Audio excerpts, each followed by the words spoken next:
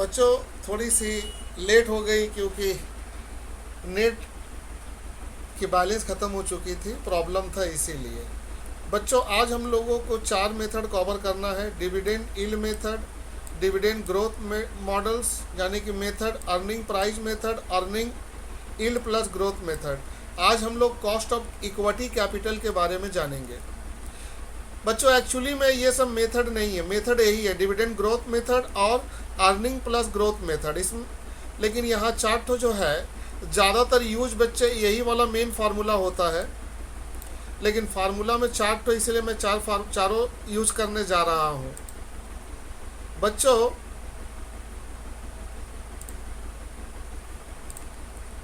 बच्चों dividend yield method में देखो डीपीएस बटा में एमपी इंटू 100 और केई मतलब बेटा cost of equity Capitals.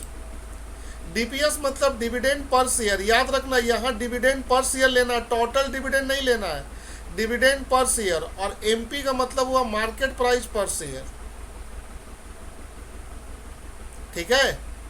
DPS बटा में एमपी इंटू 100, डीपीएस बटा में एमपी इंटू 100 बेटा, डीपीएस बटा में एमपी इंटू 100 में बेटा ये जो डीपीएस है बेटा ये डिविडेंड पर शेयर है, और बेटा एमपी जो है मार्केट प्राइस है, और केई कॉस्ट ऑफ इक्विटी कैपिटल है।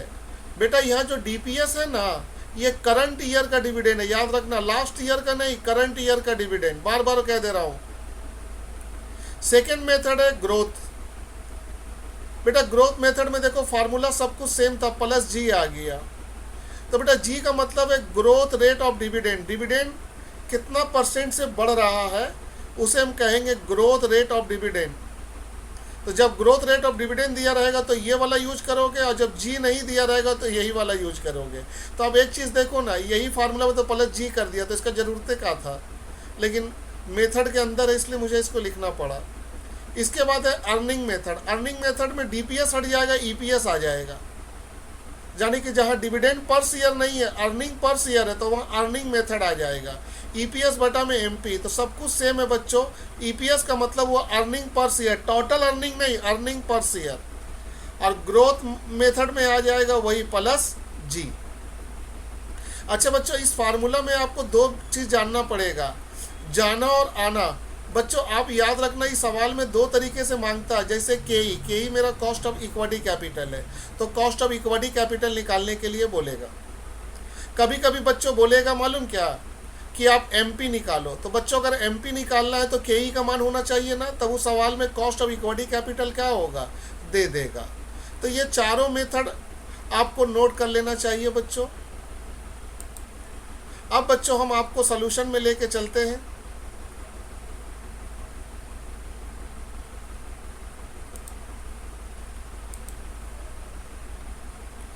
अच्छा बच्चों एक नोट और है, उसको भी देख लीजिए आप।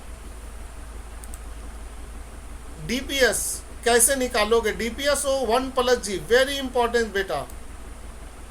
डीपीएस ओ का मतलब हुआ लास्ट ईयर डिविडेंड, याद रखना ऑनर्स वाले बच्चे, आपके एग्जाम में कभी कभी लास्ट ईयर डिविडेंड दे देगा, और जब लास्ट ईयर डिविडेंड दे देगा तब डीपीएस ओ, उसे डीपीएस ओ कहोगे, dividend per share of last year. ये जब लास्ट ईयर का दिया रहेगा तो करंट ईयर कैसे निकालोगे, डीपीएस ओ 1 प्लस जी। इसको तो जरूर आप नोटिस कर लेना, यानी कि डीपीएस ओ लास्ट ईयर का डिविडेंड है। अगर लास्ट ईयर का जो डिविडेंड है, लास्ट ईयर का जो डिविडेंड है बेटा, वो लास्ट ईयर का डिविडेंड जब दिया रहे तो आप हमेशा बेटा उसको डीपीएस ओ बोलोगे। डीपीएस ओ से डीपीएस कैसे निकालोगे, करंट ईयर डिविडेंड, डीपीएस ओ 1 प्लस जी, वेरी इंपॉर्टेंट। अब मैं आपको क्वेश्चन नंबर 1 लेके जाऊंगा सॉल्यूशन के लिए। क्वेश्चन नंबर 1,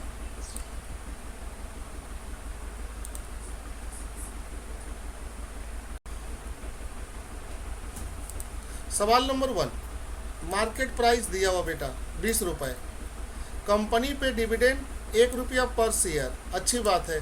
यहाँ डीपीएस भी दे दिया और एमपी भी दे दिया, ग्रोथ रेट दिया हुआ 5%, 5% ग्रोथ रेट दे दिया।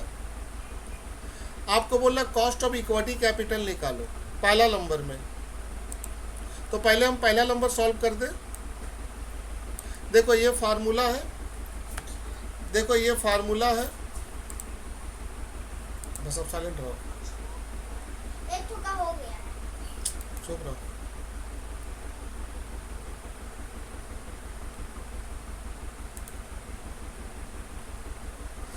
यहाँ मैंने फार्मूला नोट किया बेटा, ये हमारी फार्मूला है। मैंने DPS1 यहाँ से ले लिया, ऊपर से DPS1 market price growth rate, formula में मैंने जो पुटअप किया, अच्छा ग्रोथ रेट परसेंटेज में लोगे, सब कुछ निकाला तो 10% आया। ये हमारी पहली आंसर हुई नॉर्मल। अब थोड़ा ऊपर चलो, 2 नंबर पॉइंट देखो। 2 नंबर पॉइंट में ग्रोथ रेट 6% होगा। अब पहले 5% था, अब 6% होगा। तो बोलना मार्केट प्राइस निकालो, MP निकालो, यानी कि ये निकालने के लिए बोल रहा। और ये तभी निकाल पाएंगे जब KE होगा।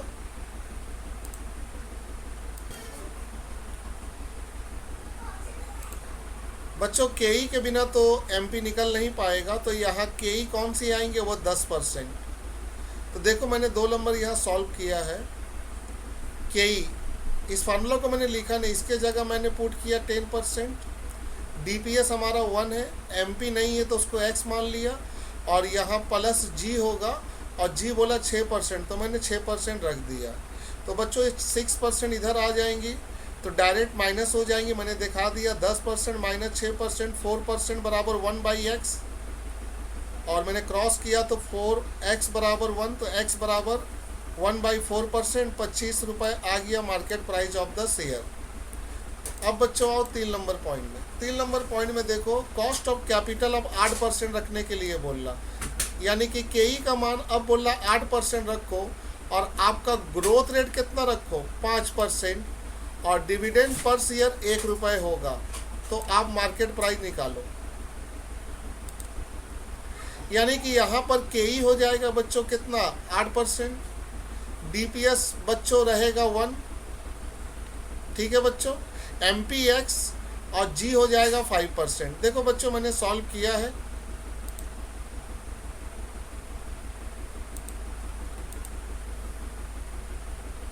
%8 लिया KE में, बराबर 1/x प्लस 5%, 8 में से 5 गया 3%, 3x बराबर 1, x बराबर 1/3%, 33.33%। बच्चों ये मार्केट प्राइस आ गया। देखो यहाँ लिख दिया मैंने कि KE का मान कितना है, 8% मैंने ले लिया, G का मान कितना, 5% मैंने ले लिया, MP नहीं दिया हुआ तो मैंने x मान लिया। अब आता हूँ सवाल नंबर 2 में।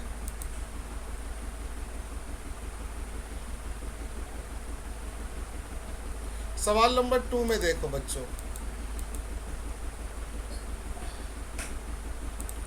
सवाल नंबर 2 जो है, इसमें इक्विटी शेयर का सेलिंग प्राइस है 50 रुपये। सेलिंग प्राइस मतलब बेटा वही market price, issued price. Dividend 6 रुपया दोगे, तो आपको बोलना कॉस्ट ऑफ इक्विटी निकालो। 3 तो केस में, A, B और C। यहाँ MP 50 रुपये हो जाएंगे, DPS 6 रुपये हो जाएंगी, ग्रोथ रेट नहीं दिया हुआ, तो यहाँ G नहीं आया। देखो फार्मूला में मैंने पुटअप किया तो आंसर आ गया। B नंबर में आता हूँ बच्चों। B नंबर में बोल रहा है सेम इक्विटी शेयर रहेगा, और यहाँ ग्रोथ रेट दिया हुआ 5%, तो फार्मूला में यहाँ पर प्लस G हो जाएगा। देखो B नंबर में मैंने फार्मूला में वही किया, अब प्लस G कर दिया, तो यहाँ डिविडेंड वही 6 रुपये रहा बेटा, मार्केट प्राइस भी 50 रहा, लेकिन ग्रोथ रेट कितना था, 5%, तो 17% आंसर हो गया बच्चों। C नंबर में आओ बच्चों। यहाँ MP चेंज हो गया, यहाँ मार्केट प्राइस 160 है बच्चों, और यहाँ EPS आ रहा बच्चों। EPS अर्निंग पर शेयर 30 रुपये बच्चों, और उसमें से 40% डिविडेंड दोगे। ग्रोथ रेट 10% है। तो बच्चों C में मार्केट प्राइस कितना है, 160, तो मार्केट प्राइस 160 ले लिए बच्चों। और बच्चों डीपीएस बोलना है डिविडेंड निकालो, 40% डिविडेंड पे करोगे तो आप अर्निंग पर शेयर 30 रुपये, 30 का 40% निकालो तो डिविडेंड पर शेयर आ जाएगा कितना, 12 रुपये।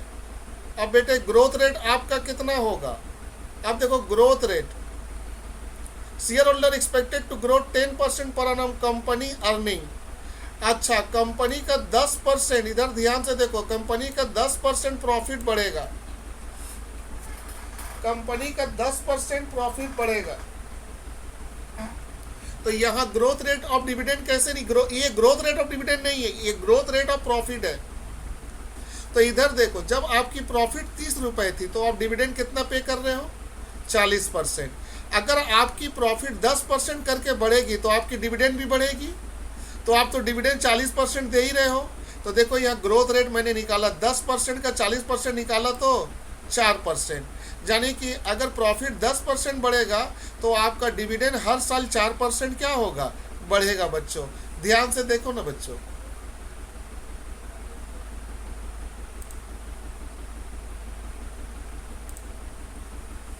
बच्चों यहाँ ग्रोथ रेट देखो बच्चों, ये ग्रोथ रेट ऑफ डिविडेंड नहीं है, ग्रोथ रेट ऑफ प्रॉफिट है बच्चों, यानी कि कंपनी हर साल 10% प्रॉफिट कंपनी का बढ़ रहा, तो बच्चों डिविडेंड भी आपकी बढ़ेगी। आप तो डिविडेंड 40% दे रहे हो, तो 10% का अगर हम 40% निकाले तो 4% आपका डिविडेंड एक्स्ट्रा मिलेगा, तो ग्रोथ रेट हो गया। अब फार्मूला यूज किए बच्चों, फार्मूला यूज किए और बच्चों इस फार्मूला में मैंने पुटअप कर दिया तो आंसर आ गई।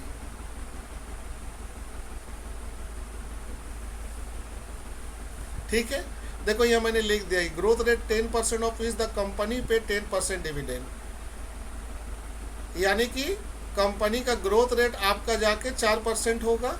अगर कंपनी अपनी प्रॉफिट कमाएगा 10% तो उसका 40% वो क्या देगा, डिविडेंड। ठीक है बच्चों, अब आते हैं क्वेश्चन नंबर 3 में। क्वेश्चन नंबर 3 सिंपल है बच्चों, 80,000 शेयर 10 करके है, करंट मार्केट प्राइस 160। तो बच्चे यहाँ फेस वैल्यू नहीं लोगे, जब मार्केट प्राइस दे दे तो वो लोगे। ठीक है बच्चों। अच्छा बच्चों यहाँ प्रॉफिट दिया हुआ 16 लाख, हाँ यहाँ टोटल प्रॉफिट दिया हुआ है और मुझे लेना है पर शेयर, तो यहाँ शेयर 80,000 है, 80,000 से डिवाइड करोगे तो 20 रुपया ईपीएस आ जाएगा, अर्निंग पर शेयर। ये टोटल अर्निंग है और ये नंबर ऑफ शेयर है, डिवाइड करोगे तो अर्निंग पर शेयर आ जाएगा। और बच्चे यहाँ डिविडेंड कहीं है तो नहीं सर, यहाँ डिविडेंड नहीं है, ईपीएस है, और जब ईपीएस रहेगा तो अर्निंग मेथड यूज करोगे, ये वाला फार्मूला यूज करोगे, ईपीएस बटा में एमपी, फार्मूला सेम है, वहाँ डीपीएस था यहाँ ईपीएस आ गया। तो एग्जाम में अगर दोनों दिया रहे तो डीपीएस वाला यूज करोगे, ईपीएस वाला नहीं, और डीपीएस नहीं दिया रहेगा तो ईपीएस यूज करोगे। बोलो बच्चों, क्लियर हुआ। तो बच्चों यहाँ ईपीएस हम लोगों ने निकाला 20 रुपये, 20 पे कर दिया, मार्केट प्राइस 160 है, दे दिया मैंने। और बच्चों इक्विटी शेयर केई का रेट निकल गया 12.5%। अब आते हैं सवाल नंबर 4 में।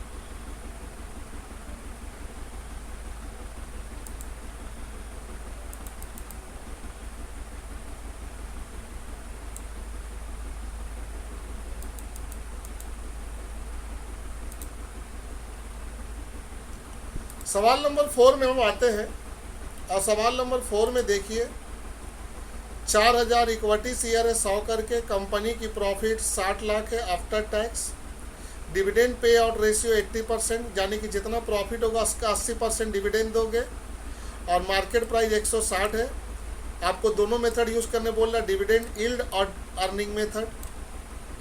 बच्चों इस सवाल में आप एक बार ध्यान दीजिए कि पहले बात है, पहले ईपीएस निकाल लिया जाए। आपकी प्रॉफिट 60 लाख के ले लिए, नंबर ऑफ शेयर 4 लाख के डिवाइड किए तो 15 रुपया पर शेयर आ गया। अब बच्चे डिविडेंड कितना दे रहे हो, 80%, तो 15 रुपया पर शेयर आपका प्रॉफिट हुआ। एक शेयर में 15 रुपया प्रॉफिट हो रहा, तो 15 रुपये का 80% निकाले तो डिविडेंड पर शेयर आ गया।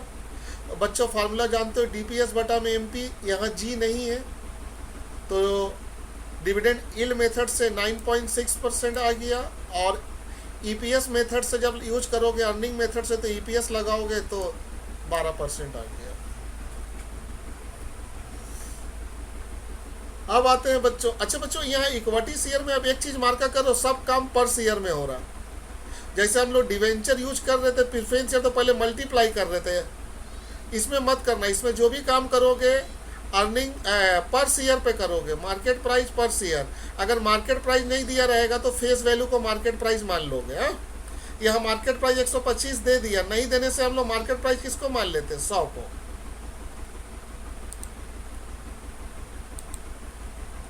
अब आते हैं सवाल नंबर 5। सवाल नंबर 5 इंपॉर्टेंस है बच्चों।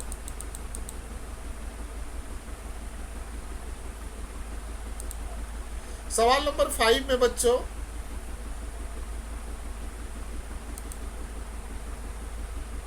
सवाल नंबर 5 में मार्केट प्राइस 180 है, 80 रुपए बच्चों। कंपनी का खर्चा हो रहा 4 रुपया, फ्लोटेशन कॉस्ट 4 रुपया, तो 80 में से 4 रुपया घटा दोगे, फ्लोटेशन कॉस्ट तो लेस करते हो। डिविडेंड दिया हुआ बच्चों, ध्यान से देखो, डिविडेंड दिया हुआ है 4 साल का। अब क्वेश्चन उठ रहा है 4 साल का डिविडेंड काहे देगा, 4 या 5 साल का डिविडेंड काहे देगा। अगर एग्जाम में 4 या 5 साल का डिविडेंड दिया हुआ है तो वहां डिविडेंड का ग्रोथ रेट निकलेगा, ग्रोथ रेट कि हर साल डिविडेंड बढ़ रहा कितना। देखो यहाँ 3 था, यहाँ 3 रुपया 30 पैसा हुआ, 3 रुपया 63 हुआ, 3 रुपया 99 हुआ, 4 रुपया 39 पैसा हुआ, तो डिविडेंड हर साल बढ़ा ना, तो इसको कहते हैं ग्रोथ रेट। तो देखो ग्रोथ रेट कैसे निकालोगे, मैंने यहाँ ग्रोथ रेट ऑफ डिविडेंड निकाला, तो ग्रोथ रेट फर्स्ट ईयर से पता नहीं चलेगा, सेकेंड ईयर से। तो 2011 लिए बच्चों, तो 2011 में 3 रुपया 30 पैसा दे रहे हैं, और पहले 3 रुपया दिए थे, तो बच्चों एक्स्ट्रा कितना दिए, 0.3, 30 पैसा दे रहे, तो इंटू 100 और बटा में लोगे पहला वाला ओरिजिनल 3, 10% आया बच्चों। 11 के बाद बच्चों 12 वाला में आए, तो 12 वाला में आएंगे तो इससे कंपेयर करेंगे 3 रुपया 63 पैसा और माइनस 3 रुपया 30 पैसा, तो इसमें इसका डिविडेंड 33 पैसा मिल रहा है, इंटू 100 और डिवाइड करोगे 3.3 से तो 10%। अब बेटा 12 के बाद आओगे 13 में, 13 में जब आओगे बच्चों तो 3.99 माइनस 3.63 इंटू 100 और बटा में यूज करोगे 3.63, 10%। बच्चे यहाँ जगह शॉर्टेज होने के चलते 2014 का मैं नहीं निकाला, अगर 2014 का निकालता तो 4.39 माइनस 3.399 करके निकाल लेता। तो बच्चों सब में 10% आ रहा है, यानी कि कंपनी का ग्रोथ रेट ऑफ डिविडेंड 10% है, लेकिन ये हमको एवरेज निकालना पड़ेगा। तो एवरेज निकलना 1, 2, 3 और 4, चारों में 10% आया, चारों को जोड़कर 4 से मैंने डिवाइड कर दिया, इंटू 100 नहीं होगा बच्चों, सॉरी, 10%, 10%, 10%, 10%, चारों को जोड़ के 4 से मैंने डिवाइड किया तो 10% आया। तो यही मेरा ग्रोथ रेट ऑफ डिविडेंड होगा बच्चों। तो बच्चों अगर dividend growth rate of dividend 4 या 5 साल का दे तो एवरेज ले लेना। तो बच्चों जहां डिविडेंड का लिस्ट दे देना तो वहां ग्रोथ रेट निकालना। ग्रोथ रेट फर्स्ट ईयर से नहीं निकलेगा, सेकेंड ईयर से निकलेगा। अब बच्चों उसके बाद मैंने फार्मूला में पुट करके आंसर निकाल दिया। ये फार्मूला बच्चों डीपीएस बटा में एमपी। बच्चों डीपीएस का मान 5 है, देखो यहाँ दिया हुआ है, डिविडेंड 5 रुपया पर शेयर और मार्केट प्राइस 80 रुपया था बच्चों, और 4 रुपया फ्लोटेशन कॉस्ट था, घटाकर और 10% जी का मान था, आंसर आ गया बच्चों। तो बच्चों ये सवाल आपको क्लियर हो गया होगा बच्चों कि ग्रोथ रेट ऑफ डिविडेंड कब निकालोगे, जब डिविडेंड का लिस्ट दिया रहेगा। बच्चों सबसे पहली बात मैं आपको ये बताऊं कि हमारी गर्ल्स वाली जितनी भी बैच की लड़कियां हैं और जो क्वेश्चन सॉल्व करके भेज रही हैं, मैं उनसे बहुत खुश हूँ। मैंने उनका चेक किया, इनका मतलब ये है कि ये लोग मेहनत कर रही हैं। तो बच्चे, आज के बाद मैं जो वीडियो भेजूंगा यूट्यूब में, वो वीडियो रहेंगी प्राइवेट, यानी कि ये वीडियो का पासवर्ड होगा। पासवर्ड उसी को मैं भेजूंगा जो पेपर सॉल्व करके मेरे पास भेज दे, ताकि मैं सेटिस्फाई हो सकूं। नहीं तो मैं वीडियो नहीं भेजूंगा। खासकर बॉयज़ को, बॉयज़ एक सवाल भी नहीं बना रहे हैं, खाली गर्ल्स बना रही हैं, क्योंकि आपका एग्ज़ाम का डेट पहले ही होगा। याद रखिएगा, आप रिस्क ले रहे हो, आपको तो पहले ही एग्ज़ाम देना है, क्योंकि आप जैसे ही आपका लॉकडाउन ख़त्म होगा और सीयू आपको नोटिस देगा तो आप एग्ज़ाम के लिए तैयार रहिएगा। इसलिए गर्ल्स, आप लोग ठीक कर रहे हो, इसी तरीके से मेहनत करो। जो प्रॉब्लम नहीं बन पा रहा ना, वो मैं संडे के दिन उस सभी सवाल को लूँगा और मैं नेक्स्ट क्लास जब लूने जाऊँगा तो उसमें बताऊँगा। अब मैं बच्चों आपको जो प्रॉब्लम भेजूँगा, वो प्रॉब्लम आपको मैं 9 बजे भेज पाऊँगा। बाय बच्चों।